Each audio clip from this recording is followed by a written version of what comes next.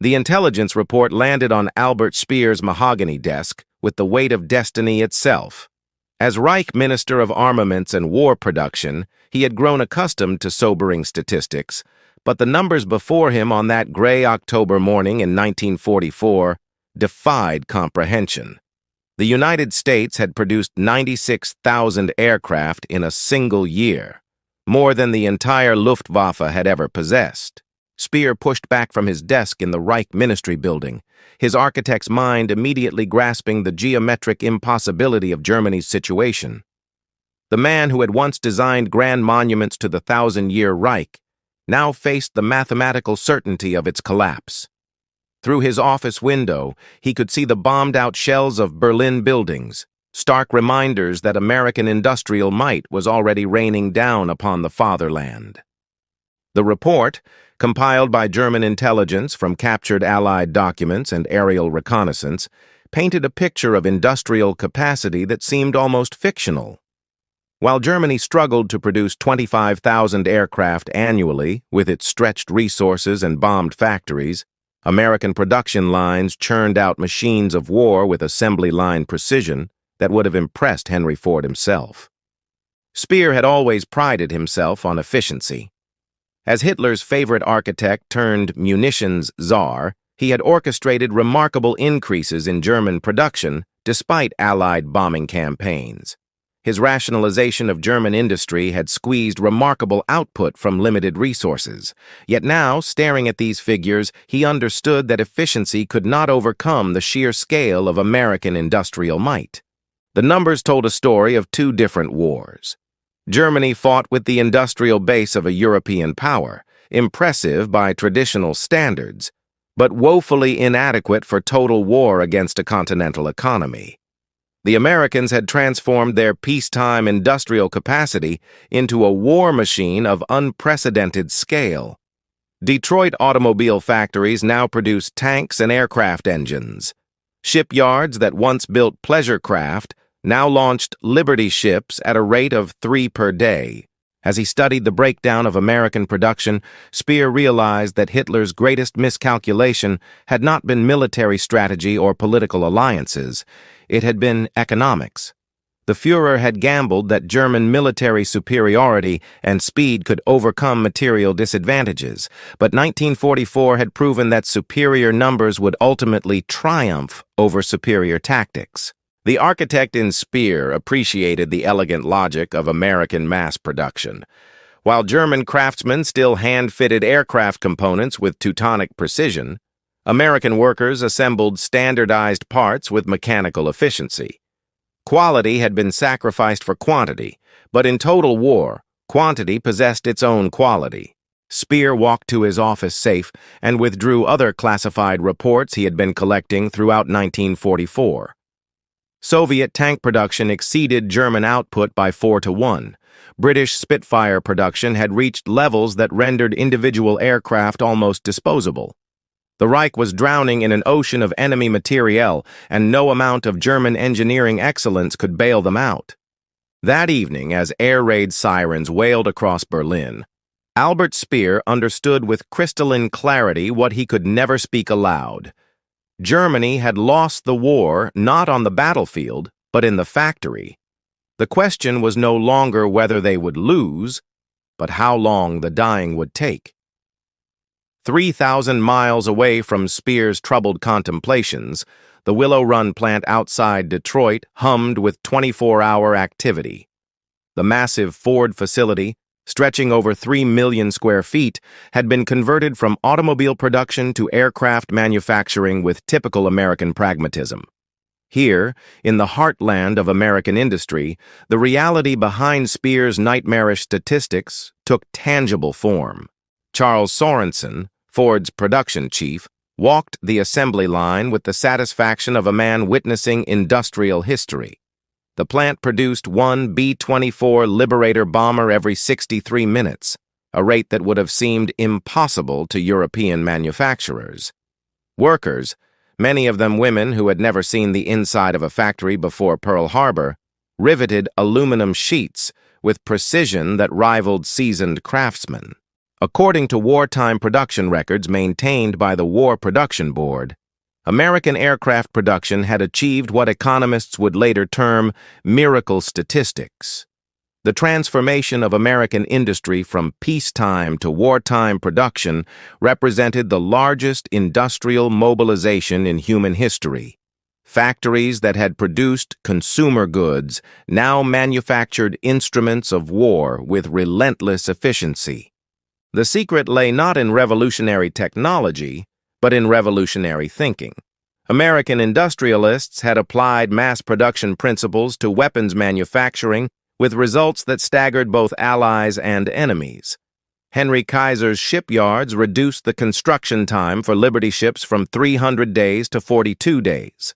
Boeing's Seattle plants rolled out B-17 flying fortresses with assembly line precision that treated sophisticated aircraft like oversized automobiles. At the Consolidated Aircraft plant in San Diego, engineers had redesigned the B-24 production process using techniques borrowed from automobile manufacturing. Instead of building each aircraft individually, workers assembled standardized components on moving assembly lines. The result was a fourfold increase in production speed with a dramatic reduction in skilled labor requirements. Women comprised nearly 40% of the aviation workforce by 1944, filling positions traditionally reserved for men. Rosie the Riveter was not merely a propaganda symbol, but a statistical reality. These female workers, trained in weeks rather than years, achieved production rates that matched experienced male craftsmen through superior organization and standardized procedures. The American approach differed fundamentally from German production philosophy. Where German manufacturers emphasized individual craftsmanship and precise engineering, Americans prioritized volume and standardization. A German Messerschmitt might demonstrate superior individual performance, but American factories could produce 10 Mustang fighters in the time required to build one German aircraft. Regional specialization multiplied American advantages. The Pacific Coast built aircraft for the war against Japan. The Great Lakes region focused on heavy bombers for the European campaign. The South provided training aircraft and support systems. This geographic distribution not only maximized local expertise but also prevented single bombing raids from crippling entire production lines. American universities contributed research and development capabilities that German institutions, hampered by ideology and resource constraints, could not match. MIT developed radar systems. Caltech advanced rocket technology. The marriage of academic research with industrial production created innovations that reached frontline units within months rather than years. By October 1944, American aircraft production exceeded not only German output, but the combined production of all Axis powers. The numbers that haunted Speer's calculations represented more than statistics. They embodied a fundamental shift in the nature of warfare itself. Industrial capacity had become the decisive factor in military victory. While American factories operated with three-shift schedules and unlimited raw materials, Albert Speer confronted the harsh realities of German industrial constraints. The Reich's manufacturing base, impressive by European standards of 1939, had reached its absolute limits by 1944. Every ton of steel, every gallon of aviation fuel, every skilled worker represented a critical resource that could not be replaced. Speer had performed miracles with limited resources. His rationalization of German industry had increased armaments production by 300% between 1942 and 1944, despite continuous Allied bombing. Underground factories hewn from solid rock produced V-2 rockets beyond the reach of enemy bombers. Slave labor from occupied territories and concentration camps provided manpower when German workers were conscripted for military service. Yet efficiency could not overcome fundamental mathematical realities. Germany possessed neither the raw materials nor the industrial infrastructure to match American production. The Reich controlled European resources, but Europe was not America. German coal reserves could not compare to American steel production capacity. Occupied territories provided labor, but not the skilled technicians required for advanced manufacturing. The bombing campaign had created additional constraints that American industry never faced. German factories operated under constant threat of destruction. Production lines built underground sacrificed efficiency for survival.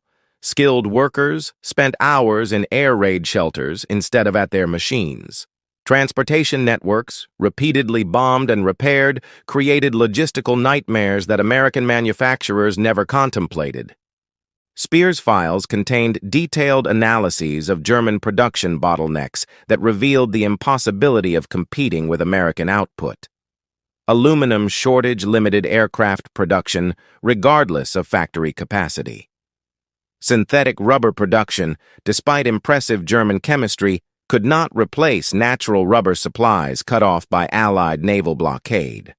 Aviation fuel, produced through elaborate coal liquefaction processes, remained perpetually insufficient for operational requirements. Intelligence reports compiled by the Reich Economics Ministry documented American resource advantages that made German competition futile. The United States possessed unlimited iron ore reserves in Minnesota and Michigan. American oil wells in Texas and California eliminated dependence on synthetic fuel production. Agricultural abundance freed American workers for industrial production, while German farmers struggled with labor shortages. German aircraft quality often exceeded American standards, but quality could not overcome quantity. A single German pilot might possess superior training and equipment, but American air forces could replace losses faster than German forces could inflict them. The Luftwaffe's experienced pilots, irreplaceable after years of combat, faced endless waves of American aviators backed by unlimited aircraft production. The contrast extended beyond mere numbers to fundamental production philosophy.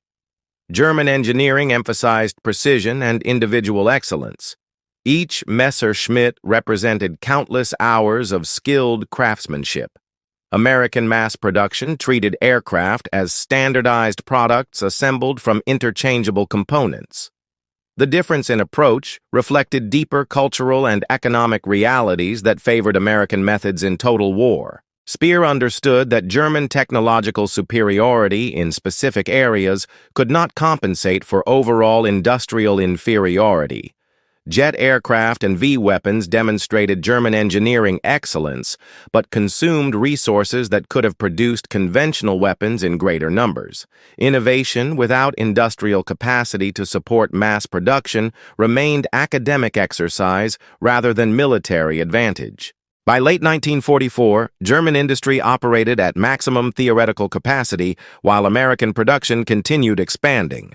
Every German factory, every trained worker, every ton of raw materials was already committed to war production. The Americans, despite massive output, still possessed unused industrial potential that could be mobilized if required. The stark mathematics of industrial warfare dominated Albert Speer's increasingly desperate calculations throughout the autumn of 1944. His ministry's statisticians had compiled comprehensive production comparisons that read like an industrial death sentence for the Third Reich. The numbers possessed an inexorable logic that no amount of German ingenuity could overcome. American aircraft production had achieved levels that redefined the concept of mass manufacturing. Boeing alone produced more B-17 Flying Fortresses in 1944 than Germany's entire heavy bomber program had delivered throughout the entire war. The Consolidated Aircraft Corporation's B-24 production exceeded total German bomber output by a factor of 3 to 1. Single American factories outproduced entire German aircraft industries. Speer's detailed analysis revealed the crushing weight of American numerical superiority across all categories of military production. Tank manufacturing told the same story of overwhelming American advantage. While German factories struggled to produce 500 Panzer tanks monthly, American plants delivered 1,500 Sherman tanks in the same period. Soviet T-34 production, supplied with American raw materials through Lend-Lease, added another 1,000 tanks monthly to Allied forces. The ammunition statistics were equally devastating. American factories produced artillery shells at rates that German manufacturers could not approach even in their most optimistic projections. Small arms ammunition flowed from American production lines in quantities that seemed to mock German conservation efforts. Allied forces could afford to use ammunition with profligate abandon, while German units rationed every bullet. Naval production demonstrated American industrial capacity most dramatically. Henry Kaiser's shipyards had revolutionized vessel construction through mass production techniques borrowed from automobile manufacturing. Liberty ships rolled down launching ways faster than German U-boats could sink them. American destroyer production exceeded German submarine construction by margins that rendered the Battle of the Atlantic mathematically unwinnable for Germany. Production data compiled by the Reich Statistical Office documented the impossibility of matching Allied output through conventional methods. Germany's total steel production could not equal American aircraft aluminum consumption. The Reich's entire electrical generating capacity was insufficient to power American aircraft manufacturing alone. Every comparative statistic revealed German industrial inadequacy. The human resource calculations proved equally discouraging. American war plants employed 12 million workers by 1944, compared to Germany's 8 million industrial workers. American productivity per worker exceeded German rates due to superior machinery, better organization, and unlimited raw materials. Each American factory worker produced more war materiel than his German counterpart, despite comparable skill levels. Regional American production centers had achieved specialization that maximized efficiency and minimized vulnerability. The Pacific Northwest focused on aircraft production, utilizing abundant aluminum and electrical power.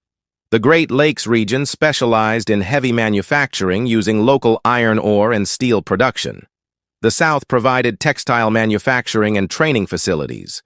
Geographic distribution prevented single attacks from crippling entire production categories. German production remained vulnerable to strategic bombing, despite Speer's dispersal efforts. Underground factories provided protection, but sacrificed efficiency. Transportation bombing disrupted supply chains regardless of factory location. Electrical power shortages affected all manufacturing regardless of protective measures. American industry operated beyond German bomber range, while German factories remained within easy reach of Allied air forces. The replacement rate calculations revealed perhaps the most devastating statistics. American factories could replace aircraft losses faster than German pilots could shoot them down. Tank production exceeded battlefield attrition by comfortable margins. Naval construction outpaced combat losses by factors that guaranteed Allied maritime supremacy. German forces faced opponents who could afford to trade materiel for tactical advantage. Speer realized that Germany had entered a mathematical competition it could not win. Industrial capacity had become the decisive factor in modern warfare, and America possessed industrial capacity beyond German comprehension. Throughout 1944, Adolf Hitler had maintained increasingly delusional beliefs about German industrial capabilities that clashed violently with Albert Speer's mathematical realities. The Fuhrer's daily conferences featured grandiose production promises that bore no relationship to actual manufacturing capacity. Hitler demanded miracle weapons that would reverse Germany's industrial disadvantage through technological superiority alone. Speer found himself in the impossible position of implementing production quotas that defied physical possibility. Hitler's armaments demands exceeded German steel production by 300%. Aircraft requirements surpassed aluminum availability by similar margins. The Fuhrer's strategic planning assumed production levels that would have required doubling Germany's industrial base overnight. The disconnect between Nazi ideology and industrial reality had reached pathological proportions. Hitler insisted that German engineering superiority would overcome Allied numerical advantages through individual weapon excellence. He rejected statistical analyses that demonstrated the mathematical impossibility of competing with American mass production. The Fuhrer preferred encouraging reports from subordinates who understood that pessimistic truth would be punished. Protocols from Fuhrer headquarters conferences revealed Hitler's complete misunderstanding of modern industrial warfare. The dictator believed that German factories could somehow achieve American production levels through willpower and superior organization. He dismissed Speer's resource shortage reports as defeatist propaganda designed to excuse manufacturing failures. The Wunderwaffen program exemplified Hitler's industrial delusions.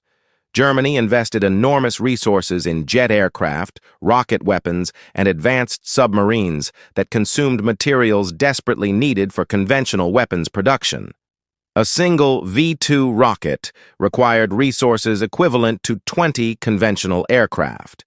Jet engines consumed strategic metals that could have equipped entire tank divisions. German scientists and engineers contributed to these delusions through their own institutional biases. Academic researchers promoted complex solutions that demonstrated intellectual superiority over American mass production techniques. Engineering excellence became an end in itself rather than a means to military victory. German technical sophistication impressed evaluation committees but could not be manufactured in sufficient quantities to affect battlefield outcomes. The slave labor system, despite its moral horror, could not solve Germany's production problems. Concentration camp workers lacked the skills required for precision manufacturing. Sabotage by forced laborers reduced production quality and efficiency. Transportation and housing for slave workers consumed resources that could have been invested in improved manufacturing equipment. Underground factory construction represented enormous resource misallocation that epitomized German strategic confusion. Millions of tons of concrete and thousands of skilled workers were diverted from weapons production to create bomb-proof manufacturing facilities. These underground plants, despite their invulnerability to bombing, operated at fractions of surface factory efficiency due to transportation and ventilation limitations. Speer's attempts to rationalize German production had achieved remarkable results within fundamental constraints, but rationalization could not overcome resource scarcity. Standardizing German weapons production had eliminated waste and improved efficiency, but standardized shortage remained shortage. Consolidating aircraft manufacturing had reduced redundancy, but could not create aluminum where none existed. The Reich's European conquests had provided raw materials and labor, but not industrial infrastructure. Occupied territories lacked the electrical power, transportation networks, and skilled workers required for modern manufacturing. European resources remained significant but could not approach American continental advantages. Quality control had become a cruel joke in German production by late 1944. Shortage of materials led to substitution of inferior components. Inexperienced workers, replacing skilled craftsmen conscripted for military service, produced weapons with reduced reliability.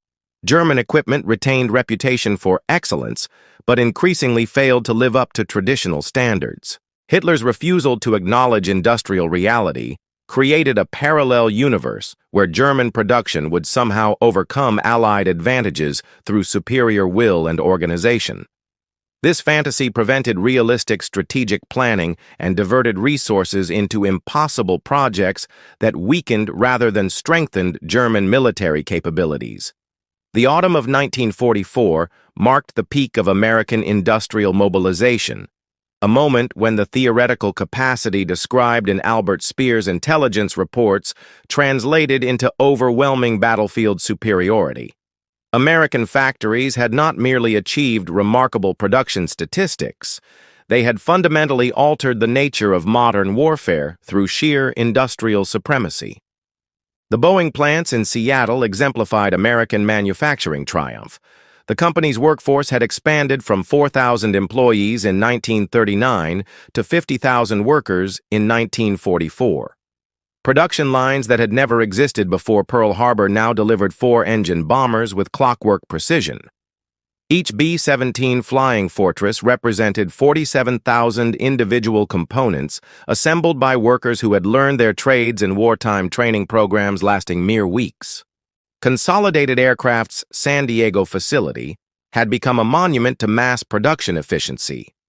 The factory floor, stretching over 1 million square feet, employed assembly line techniques that treated sophisticated bombers like oversized automobiles. Workers installed standardized components without understanding the complete aircraft design, yet achieved production rates that German master craftsmen could not match despite years of experience. War Production Board reports documented the transformation of American consumer industries into weapons manufacturers with stunning effectiveness.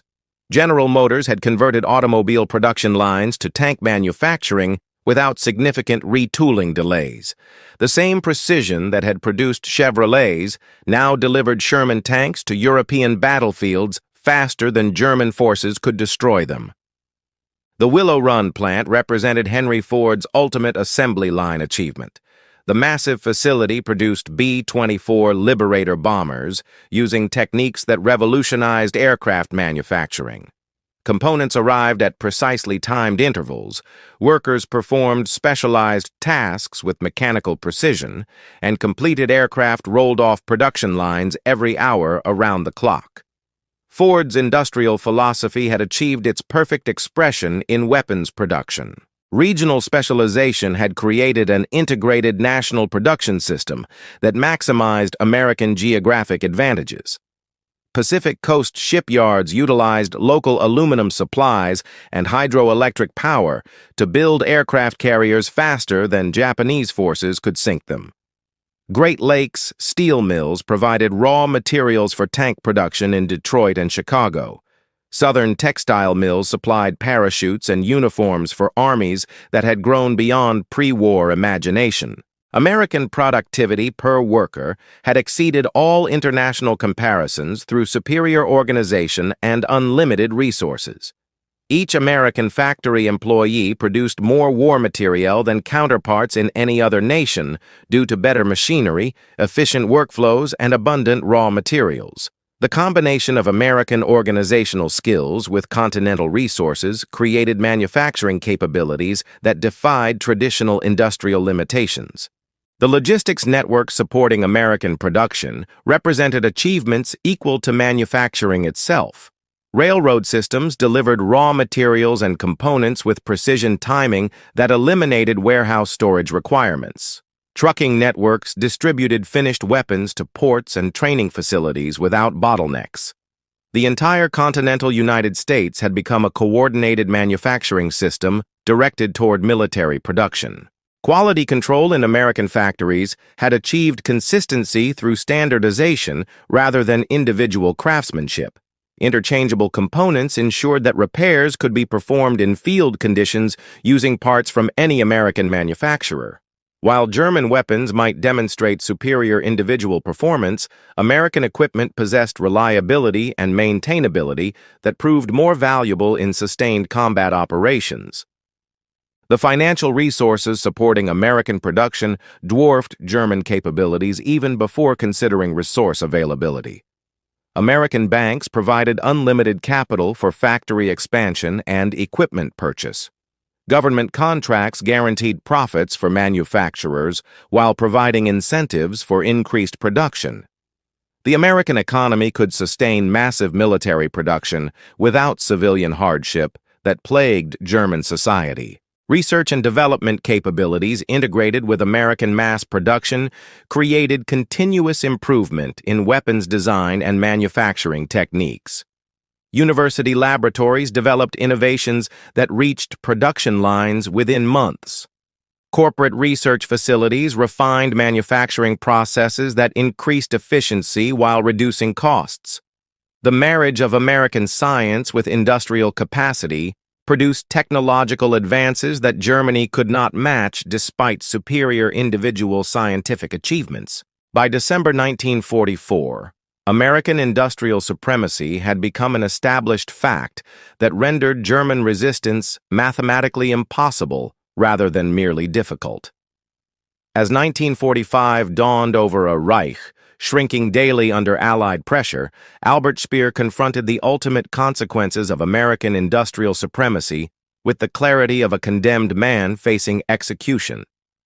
The intelligence reports crossing his desk no longer contained surprising revelations, but rather confirmed mathematical certainties that had become undeniable months earlier. The January bombing raids on German synthetic fuel plants demonstrated how American productive capacity had transformed aerial warfare itself. Thousand-bomber formations darkened European skies with regularity that made individual raids meaningless statistics. American factories replaced aircraft losses faster than German anti-aircraft guns could inflict them. Each downed bomber represented a temporary inconvenience to American production rather than a meaningful tactical victory for German defenders. Speer's final production reports read like an industrial obituary for the Third Reich. German aircraft production had fallen to 12,000 units annually, while American output exceeded 100,000 aircraft in 1944 alone. Tank production had collapsed to fewer than 300 vehicles monthly as raw materials became unavailable and factories fell to advancing Allied armies. Ammunition shortages had reached critical levels across all weapon categories. The synthetic fuel situation epitomized Germany's industrial collapse. Despite enormous investments in coal liquefaction technology, German synthetic plants could not produce sufficient aviation gasoline to maintain Luftwaffe operations. American petroleum production, unlimited by resource constraints or bombing threats, supplied Allied air forces with fuel abundance that permitted training flights German pilots could never afford. Final Reich Economics Ministry assessments documented the complete breakdown of German industrial coordination. Transportation networks, repeatedly bombed and inadequately repaired, could no longer deliver raw materials to factories or finished weapons to combat units. Electrical power shortages forced manufacturing shutdowns regardless of raw material availability. The integrated industrial system that had supported German rearmament had disintegrated into isolated production islands. The human cost of industrial competition had become unbearable for German society. Skilled workers had been conscripted for military service and replaced by inexperienced laborers who could not maintain production quality or efficiency. Factory managers devoted more time to air raid preparations than production planning. Civilian morale had collapsed under bombing pressure and resource shortages that reduced living standards to subsistence levels. Underground production facilities, despite their immunity to bombing, had proven incapable of replacing surface manufacturing capacity. The famous Mittelwerk rocket factory, carved from solid rock, employed 60,000 workers to produce weapons that consumed resources equivalent to conventional armaments for entire army divisions. Engineering marvels could not overcome fundamental resource mathematics. Hitler's miracle weapons had consumed Germany's remaining industrial resources without producing battlefield advantages commensurate with their cost. Jet aircraft, despite superior performance, required strategic materials desperately needed for conventional weapon production. V-weapons represented technological achievements that impressed engineers but could not influence military outcomes determined by industrial capacity rather than individual weapon superiority.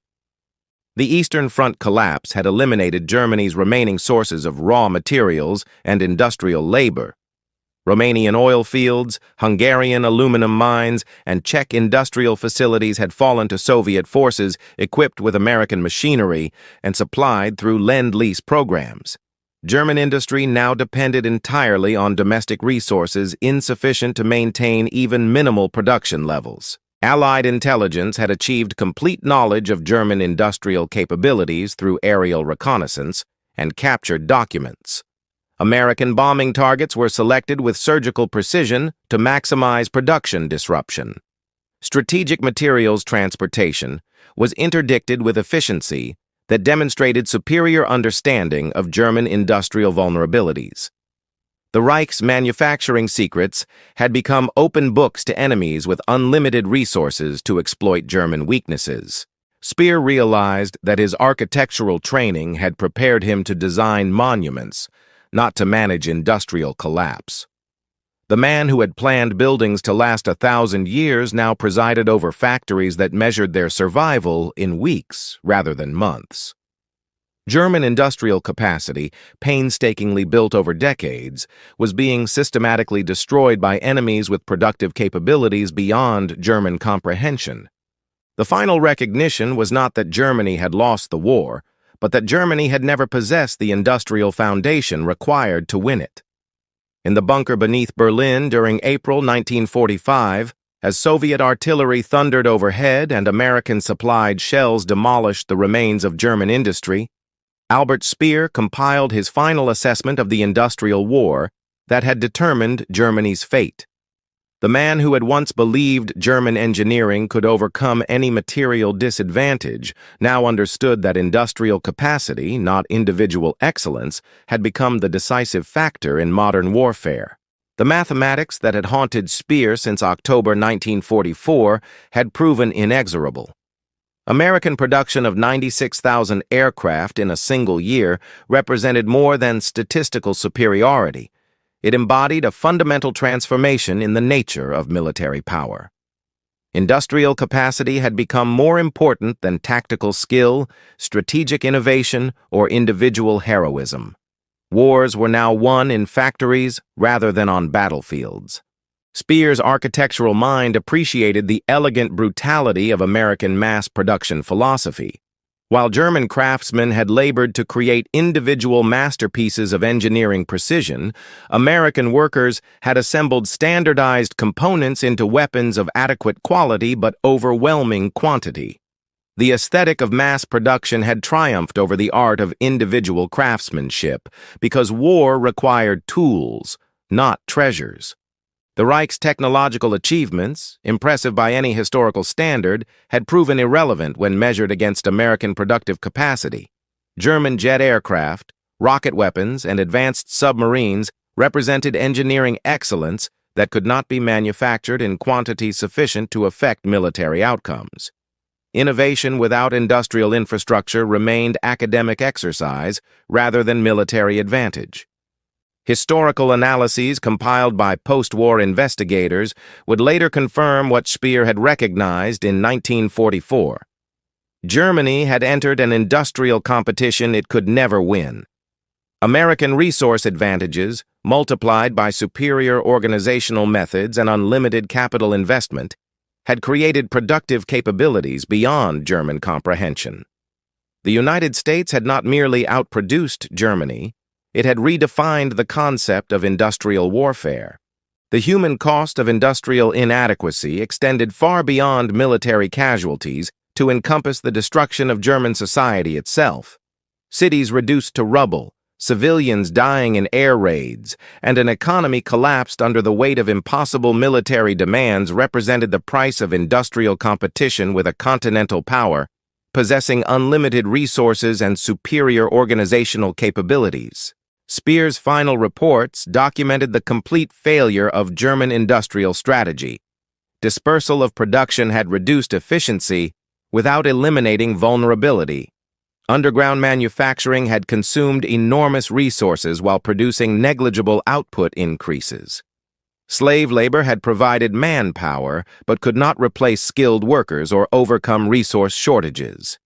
Every German innovation had proven inadequate when confronted with American industrial supremacy. The architect's training had taught Speer to appreciate monuments designed for permanence, but the industrial war had demonstrated that quantity possessed its own quality in total warfare.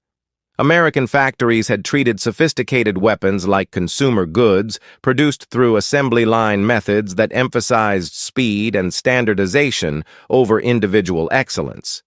The result was military equipment adequate for its purpose, but produced in quantities that overwhelmed qualitatively superior German alternatives. Regional American production centers had achieved coordination that integrated an entire continent into a single manufacturing system. Pacific Coast aircraft factories, Great Lakes steel mills, and southern textile plants had operated as components of a national industrial machine directed toward military production. Germany's European conquests had never achieved comparable integration despite controlling equivalent geographic areas and population centers. The financial and technological resources supporting American production had exceeded German capabilities, even before considering raw material advantages. University research programs, corporate development laboratories, and government funding had created continuous innovation cycles that improved both products and production methods. German science, despite individual achievements, could not compete with systematically organized American research and development capabilities. As Allied forces converged on Berlin and the Third Reich entered its final collapse, Speer understood that Germany's defeat represented more than military failure. The industrial requirements of modern warfare had exceeded the capabilities of traditional European powers.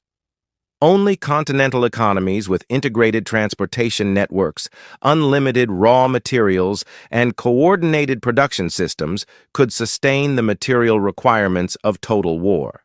The architect of Hitler's monuments had become the chronicler of Germany's industrial inadequacy, documenting with mathematical precision how American factories had produced not merely weapons, but victory itself through overwhelming industrial supremacy that rendered German resistance futile from the moment America entered the war with full production capacity.